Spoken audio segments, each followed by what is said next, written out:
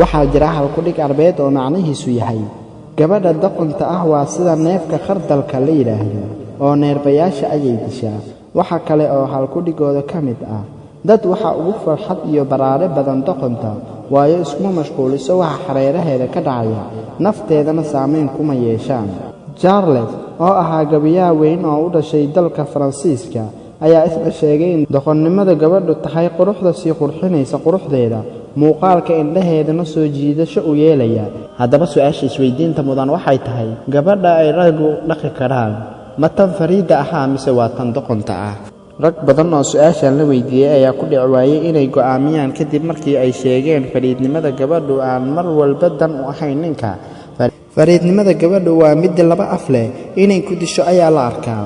in gabadha fariidnimadu ka dhigto xub ay u adeegsato burburinta aaminna lagama aha, ayaa rag badan ku soo koobeen aragtidooda. haweeney gabyaa arbeed oo iyaduna mar dood ka qayb qaadatay ragga nooca dumarka ay jecel yihiin waxa ay ku dooday in raggu ay jecel yihiin dumarka fariidnimadoodu hooseyso. Dr. Michael Bell oo ah xeer ilaaliyaha cilmiga bulshada ayaa cilmi baaris uu ku faafiyay wargeyska Sunday Times ee ka soo baxa dalka Ingiriiska waxa uu inwaan uga dhigay sida ay raggu u qiimeeyaan dumarka. Dr. Michael waxa uu ku sheegay dhammaadka daraasadiisa natiijooyin ay ugu muhiimsan tahay raggu aanay inta badan qiimeyn ama danayn gabadha jaahilka ah.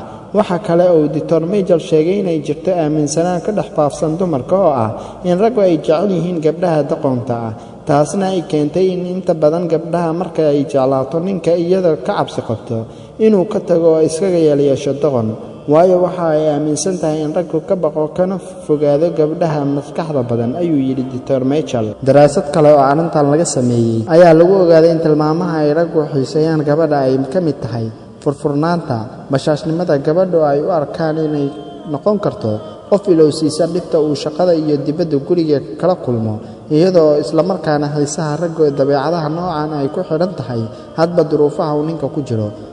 waxa ay daraasadani muujisay in raggu jecel yihiin dumarka kartida badan, kalsoonida ka muuqato, gabadha mustaqbalkeeda dhisata, isla markaana dakhli u gaar ah leh. taasi macnaheedu waa in ninku uu jecel yahay gabadha nafteeda ku tiirsan.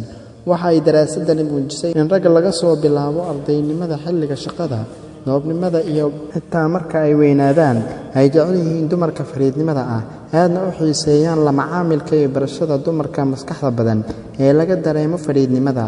balse marka ay guur iyo mustaqbalka noqoto ay ka baqaan inay guursadaan gabadha noocaas ah oo ay cabsi ka qabaan sida ay iyagu hogaamiso si ay rabto.